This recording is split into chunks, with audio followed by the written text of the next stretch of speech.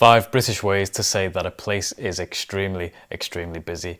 Now, before we begin, I recommend you switch on the subtitles, listen and read along, and don't forget to check out the full PDF transcript, which is on Patreon for free in the link below. So go to that after this video and observe and study every single word that I say, save the words that are useful, and expand your vocabulary therein. So all of these phrases basically mean that a place is extremely busy, as I've said. However, each one has a slight nuance, which makes them quite particular, and if you can use them correctly, then it will definitely impress native speakers.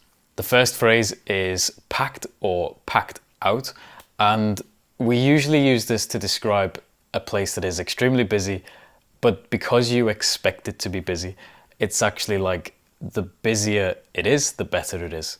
For example, we went to the concert and it was absolutely packed. You know, the band played to a packed out audience.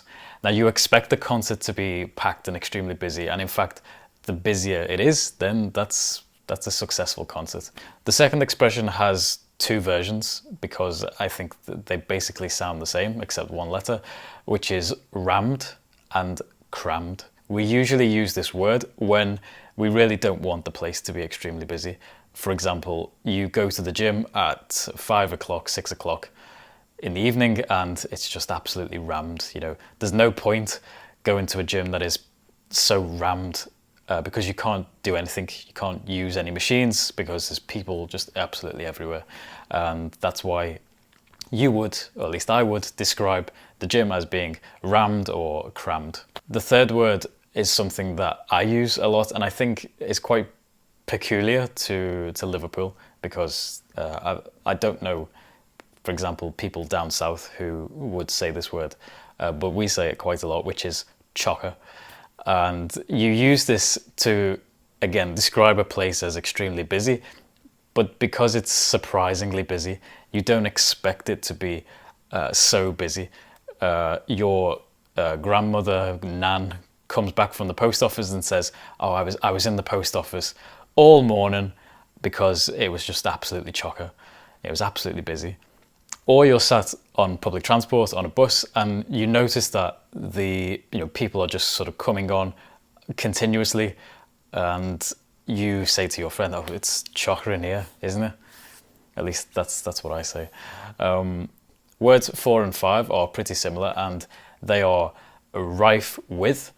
And you usually use this to not just describe a place as busy, but to describe the kind of people who made it busy.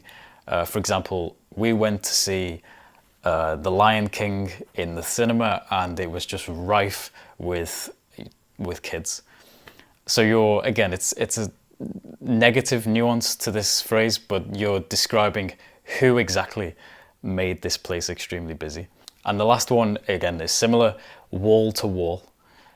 Now this one is kind of logical because everywhere except a field, I guess, it has walls. So if there are people here, and everywhere in the middle, then the room is filled wall to wall with some kind of people. For example, let's say go to the club and you leave straight away. We went to this club and it was just wall to wall with teenagers and stupid people. So we just left. We left straight away. So it was wall to wall with some kind of people.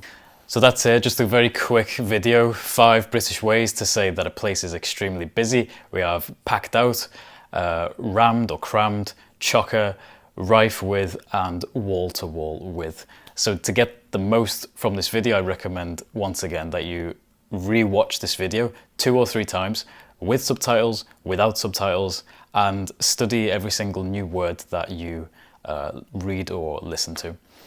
Don't forget to subscribe because, of course, it all helps. Hope you enjoyed this video, and once again, have another lovely day.